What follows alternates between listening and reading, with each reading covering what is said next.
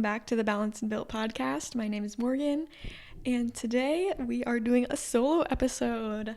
So Shay is on vacation this week, but we didn't want to leave you guys without an episode, so I thought I would come on here and do a solo episode for you guys on a topic I'm super passionate about, and I even got a microphone to improve that sound quality for you guys, so we can thank my fiance Jeff for buying me this microphone, and I hope I did a couple tests and it sounds like it's a lot better, so I hope it improves the quality for you guys like I said. One thing before we jump into it, just want to say if you guys enjoy this episode, please like, comment, share with a friend, follow us on whatever platform you're listening to us on. All of those things really help us to grow the show and get more people listening so we can help more people, more women. You know the drill. So please go ahead and share. And with that being said, let's get right into it. Okay, so I know on this podcast we talk a lot about female empowerment, but what does empowerment actually mean if we are disconnected from the very rhythm that makes us women? So I know we've kind of touched briefly on this in the past. We did an entire episode on cycle syncing. It's one of our earliest episodes.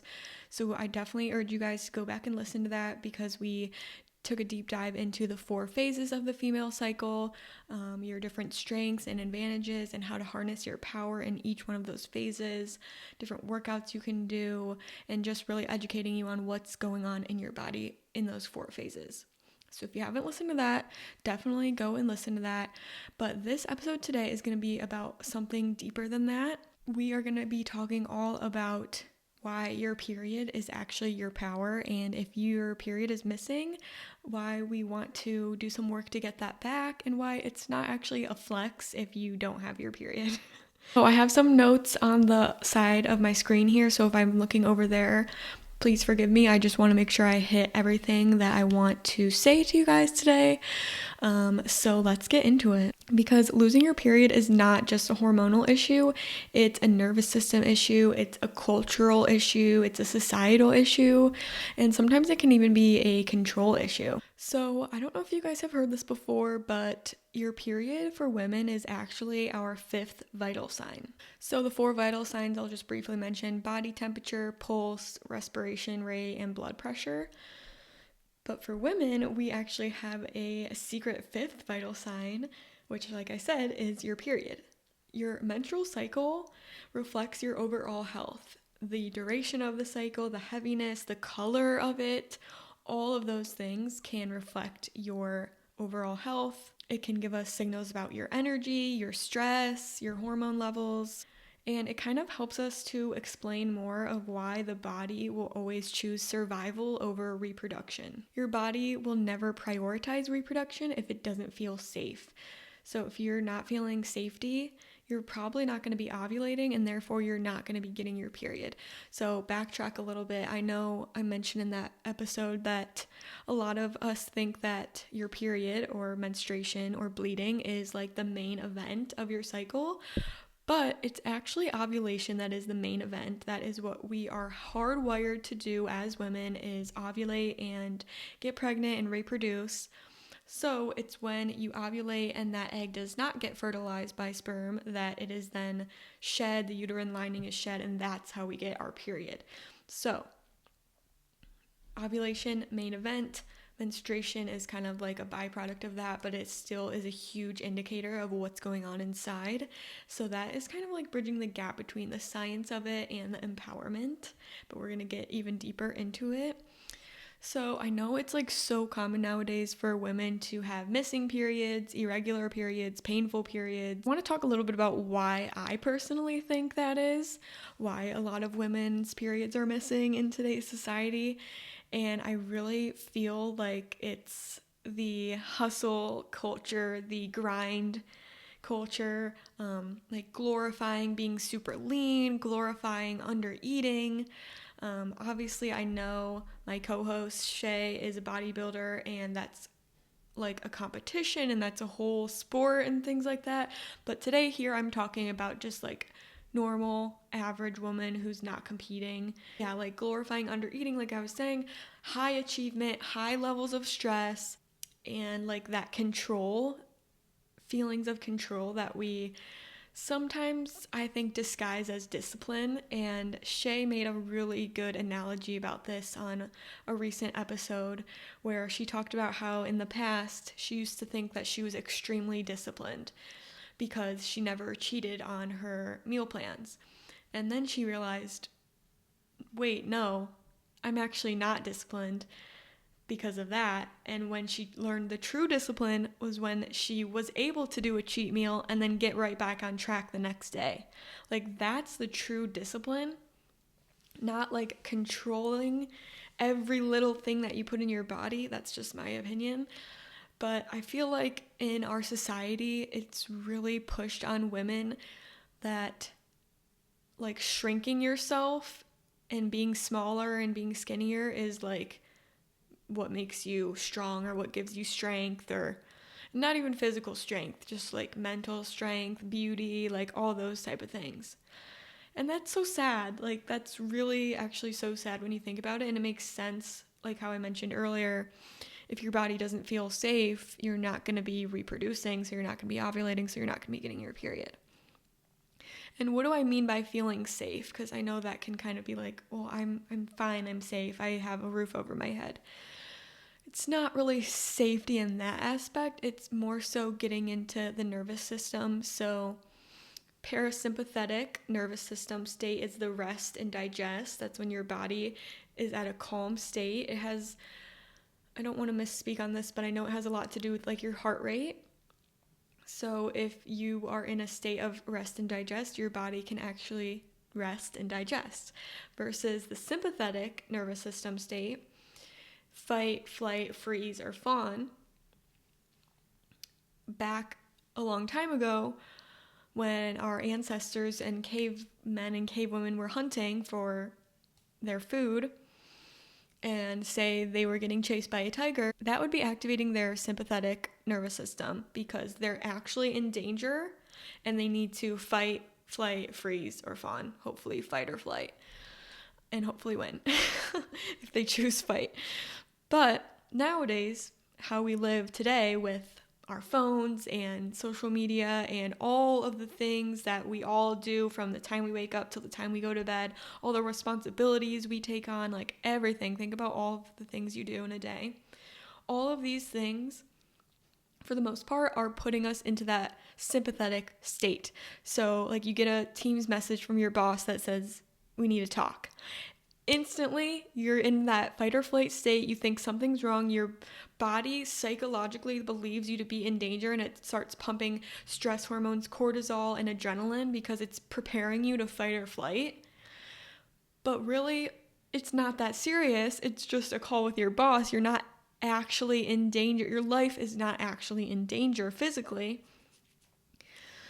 And so, since we spend so much time in that state, our bodies are just constantly stressed and they don't feel safe enough to lower the heart rate, rest, digest, ovulate, like all the things I mentioned. So tying it back to the like shrinking yourself thing, yeah, I know I already mentioned like the undereating, overtraining, chronic stress, perfectionism.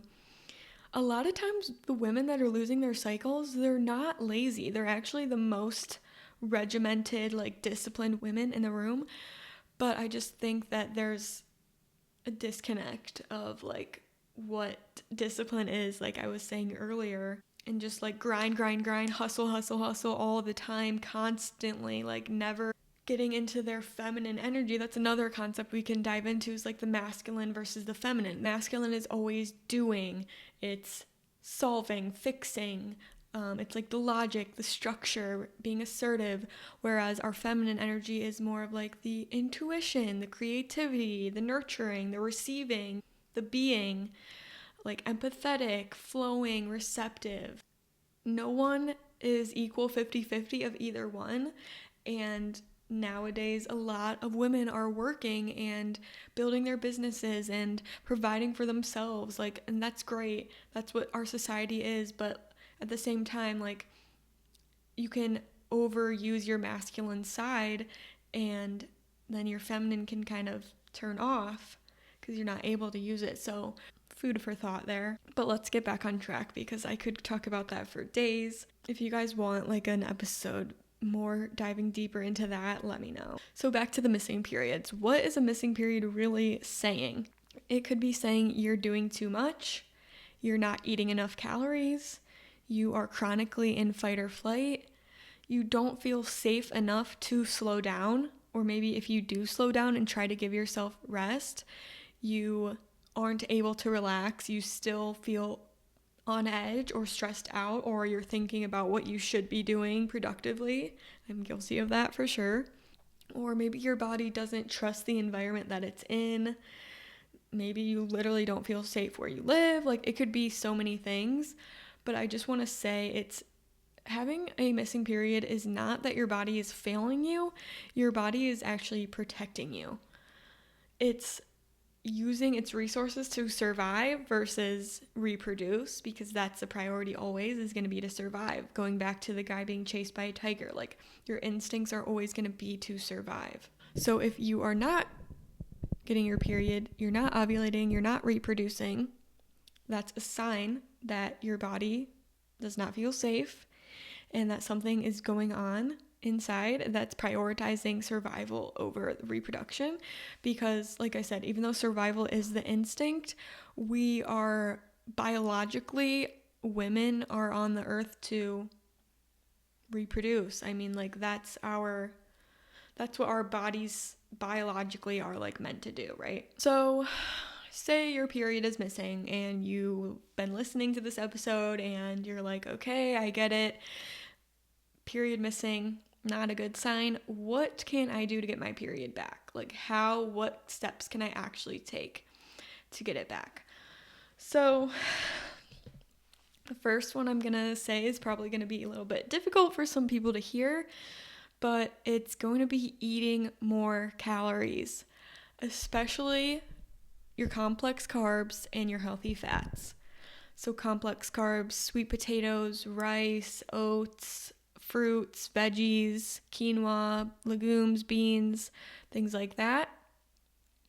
In healthy fats, avocados, olive oil, nut butters, nuts, ghee, grass-fed butter, like meats have fats, obviously, like those unsaturated healthy fats are going to be great. If you are under eating and starving yourself, your body doesn't have enough calories, enough fuel, enough input to carry out other processes that are not just basic survival. So reproduction kind of goes out the window if it doesn't have enough fuel to even do what it needs to do. Next, same thing, like pulling back the intensity. If you are someone that has a super, super, super high stress, high stakes job, and then after work you go to CrossFit and it's a super high intensity interval training workout, and then you come home and you, I don't know, whatever is stressful at home, and you're never giving yourself that time to kind of down regulate and shift into the parasympathetic state, your body's not going to feel safe enough to ovulate. It's not going to feel safe enough to get your period. I feel like a broken record, but I'm just trying to explain it to you guys really clearly. So pulling back on that intensity, maybe you don't go to CrossFit every single day. Maybe some nights you go to yoga and you breathe and stretch and, you know, all the good things about yoga. Or maybe you set boundaries at work and you have certain times of day where you aren't allowing yourself to go into that like sympathetic state. Like, I don't know. For example, if I have like a really stressful, hectic day at work, I will literally go into the bathroom and take 5 minutes and do some breath work, deep breathing, like inhale for 4, hold for 7, exhale for 8, and do that a couple times just to like shift and tell my body like, it's okay. We're not in danger. It's actually fine. Like, you just have a lot of clients today, but you're not actually being chased by a tiger. And I know that all that sounds silly. Like, okay, how is taking deep breaths going to get my period back? But I promise you, if you practice it over time and you slowly shift into that state, it's going to come back. Like, that's just how it works. Next is going to be sleeping more. I know we've done a whole episode on sleep, and I've talked on this podcast a lot about how much I prioritize my sleep, but it really is so true. Like, sleep is when your body is able to repair and process from the day. Go back and listen to that episode if you guys want more in depth about sleep, but we also dive into tips on how to get better sleep. So giving yourself 8 hours. There's studies coming out now that women need even more than 8 hours when they're on their period. So trying to prioritize that more during your period is great. Stabilizing blood sugar is another great way. So if your blood sugar is balanced, that's going to help your hormones to stay balanced. If your blood sugar is spiking and dropping like crazy, that's going to affect your hormones. So talked about it before, but protein, healthy fats, and fiber at every meal are a perfect formula for a stabilized blood sugar meal. Especially at breakfast. Like if you aren't able to do that at every meal, at least start with breakfast. Make sure you have at least 20 to 30 grams at least of protein in the morning at breakfast with your healthy fats, with your fiber. I've talked all about examples of that, but just naming off some, like last week I did chia pudding with coconut milk and I put some protein powder in there and I topped it with berries. So berries are the fiber, chia and coconut milk are the healthy fats, protein powder is my protein, and then I'll have like some turkey bacon or chicken sausage on the side just for extra protein. Throw some collagen in my matcha, call it a day. Another one could be eggs, avocado, and fruit. There's all kinds of stuff. We have a post on our Instagram about how to build a grocery list based on protein, fat, and fiber and carbs. So check that out if you guys need ideas. What else is going to help get your period back? Obviously, nervous system regulation. So we've already kind of talked about that in this episode, but shifting back into the parasympathetic state. So how can we actually do this? So like I said, breath work, meditation, yoga, taking a nice hot bath, like having your moment in the morning to just sit and drink your coffee or drink your tea before you open your phone, before you look at your work email, like giving yourself that time to breathe and ground and like stabilize in the day. If you wake up and the first thing you do when you open your eyes is look at social media or look at your work email, think about how that's starting off your day. Your brain is like most malleable, I believe, in the first 30 minutes of waking up. So the first things that you read are going to kind of like set the tone for your whole day. So if you wake up and you see an angry work email from your boss, that's like already signaling to your nervous system of like what kind of state to be in. And since it's within those first 30 minutes of waking up, that's like has the more of the power to set the tone for the day. So it can be like a morning ritual like that, going for walks. It's gonna be dependent on you, of like what you feel that actually can help you reduce stress and like calm down. I find that having a wearable is super helpful. My Aura Ring will tell me like if I've had a stressful day, a balanced day, or a restorative day, and it gives me a chart, breaks it down by I think like the 15-minute mark of the whole entire day, and shows like what level of stress I had for the entire day, like hour by hour. So that can be a little bit stressful, but it also is really helpful to see like when I was maybe at my most stressed or when I was in that restorative time and like, okay, this activity puts me into that restorative state. So like, let's do more of that. For me, it's always going to be yoga and meditation and breathing, but for you guys, it might be different. So find what works for you, try out different things. It's really dependent on you. And then lastly, like letting go. This one is way easier said than done, but letting go of like the aesthetics, letting go of control. I know we've talked about body checking. We have a whole episode on body confidence, so definitely go back and listen to that if you guys are struggling with that. And I know like me telling you to eat more might trigger some things for people, but like you kind of have to reframe it where we're not trying.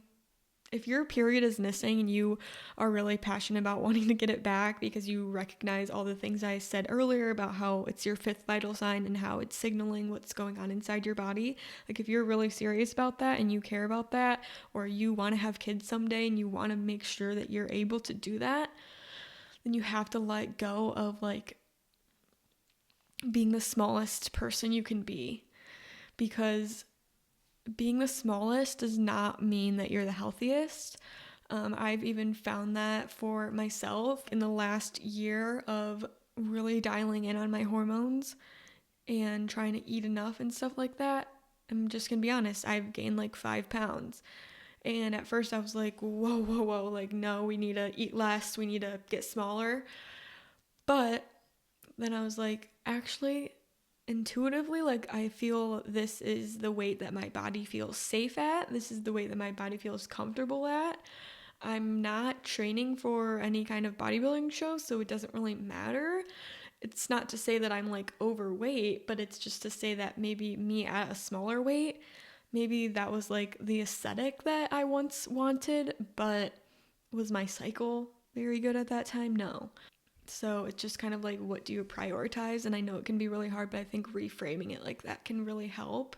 So obviously there's the whole emotional side of that. Like I said, fear of gaining weight and like identity shifts. If you are someone that really identifies with being super lean and being super like hustle grind culture, that can be really hard, right? To like shift into these more slower kind of like routines.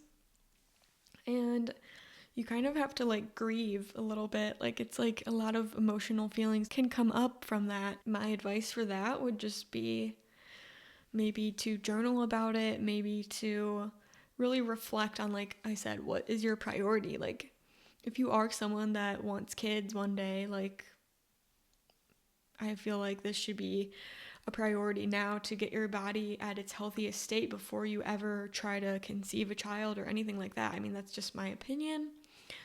But like letting go of that control and this idea that you have to shrink yourself physically to like be valuable. So all of this to say, I know, like I said, this can all be really difficult and hard to process, but healing your cycle is often going to require becoming someone that you were taught not to be: softer, slower, and nourished. We are always kind of told to be like, go, go, go, rush, rush, rush. That's another thing I should have mentioned for the nervous system regulation. Stop rushing. Literally just try it for one day. Stop doing everything that you need to do in a rushed, panicked state. I've seen a ton of these videos on my For You page recently where it'll be like washing your hair, and the top screen is like and then it's like, wait, actually I can just wash my hair like a normal person. Like, what are we always in a rush to go do? And I struggle with this too, because I feel like it will get me more time back in the day if I'm rushing, but it's really just not worth it, because you may arrive with more time, but then you arrive in like a panicked, stressed out state, and you're just doing your body and your hormones a disservice. So I feel that it's really a lot better to go slower, be softer, be more nourished, like shifting into that feminine energy like we talked about before. So I know, like I said, we had touched on the 4 phases of the female cycle back in an earlier episode. But you don't really get to experience that rhythm, that cycle, that cyclical nature if you are not ovulating. And I know I also talked about in that episode how men live on a 24-hour hormonal clock while women live on a 28-day hormonal cycle. Similar to the moon phases take 28 days, whereas men are more similar to the sun. The sun comes up and rises every day, and that's the same for men's hormones. So the goal for us is not like that rinse and repeat optimization, like biohacking, grinding. The goal for women is rhythm and safety. And if you are able to get in that rhythm, then like I said, you're going to go through the 4 phases, and you're going to be able to take advantage of each phase and like harness your power of each phase. And go back and listen to that episode if you haven't, because I hate this whole idea of like, oh, she's on her period, like she's useless this week, or she's in her luteal phase, like she's going to be so angry, or whatever we hear about online or at work. But it's really not true. Like I said, there are different strengths and advantages of each phase. And like, for example, your period is really a time to rest and look inward and journal and plan for your upcoming month and kind of like reflect on the previous month. Ovulation is like you're feeling your best. It's time to go out and be social and give presentations and ask for a raise and do things with friends. It all has a purpose. So don't let the world kind of like discount you for being on your period, because they all have their strengths. And another thing that I mentioned in that video is that each phase lines up with a different season. So menstruation, winter, follicular is spring, ovulation is summer, and luteal is fall. So just like in nature, we cannot be growing and blooming and producing all year round. Like if you look outside right now, everything is dead. In the middle of winter, there's no leaves on the trees. Everything is dead, barren, cold. We don't expect nature to be constantly blooming and giving us flowers and beauty year round. So like, why are we expecting us as women to be constantly producing and grinding and hustling? It's just not sustainable. And if you do decide to go against that and push really hard throughout all 4 phases, you're going to deplete yourself and you're going to burn out. You cannot be balanced if you're constantly in that survival mode. And it's not to say that you have to just like give up 2 weeks out of the month. That's not what I'm saying, but you have to learn your unique strengths at different times and utilize that to your advantage. So let's give an example of that, because I know it's like, what are you saying? So let's say I wanted to launch a new offer, like a new course or program or something like that. So during menstruation phase, winter, like I said, intuition, looking inward, slowing down, the strengths are really going to be like my discernment, my clarity, like seeing the big picture. So what that would look like tangibly in that phase for launching the new course is reviewing what worked and what didn't work in past launches, and journaling about why I want to create this, refining the core message that I'm trying to put out there, cutting out what feels misaligned, and setting intentions for what I want to do instead of like taking action right then and there. Then follicular phase. Moving on in my cycle, my period ends.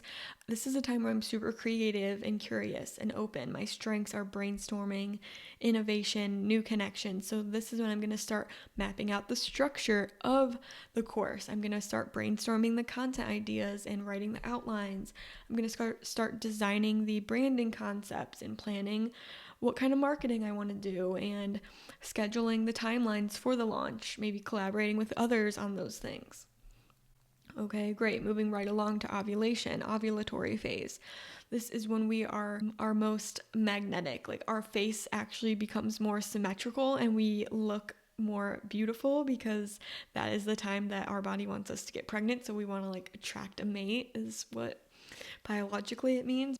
But we're at our most social and confident. So our strengths, like I said, communication, connection, leadership. So what that's going to look like for me launching this course is I'm going to go live on Instagram. I'm going to put myself out there. I'm going to host webinars. I'm going to record podcasts. I'm going to do sales calls and networking and outreach. And I'm going to pitch collaborations with other influencers or brands. I'm going to send the launch emails. And then egg is released. I head into my luteal phase. Energy here is going to be super like focused, analytical, and detail oriented. My strengths here are editing, systems, tightening, like the details, the finer details. So what that's going to look like: editing the course modules, refining the copy, maybe fixing the tech or optimizing things on the back end, creating a budget, cleaning up any processes, like evaluating the performance methods, seeing what's inefficient and what's off, so that then in the next menstrual phase, we can evaluate that and the cycle starts again. So with all that being said, I invite you guys to kind of look inward at yourself and ask yourself, where am I pushing? Where am I restricting? Where do I equate exhaustion with worth?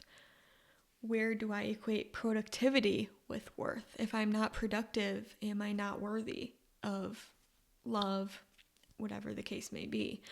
And maybe asking yourself, what would it look like to nourish my body, nourish myself, instead of controlling it? And if there's anything I want you guys to take away from this episode, is that your menstrual cycle, your monthly bleed, is not an inconvenience. It's a rhythm, and that rhythm is power. So I hope you guys enjoyed this episode. I hope you were able to take something from it. I know I can be super passionate and opinionated on this kind of stuff, so I appreciate you for sticking with me all the way through. Please share this episode with a woman in your life who could use this information, and give us a like, a comment, and we will be back next Monday for another episode. Bye.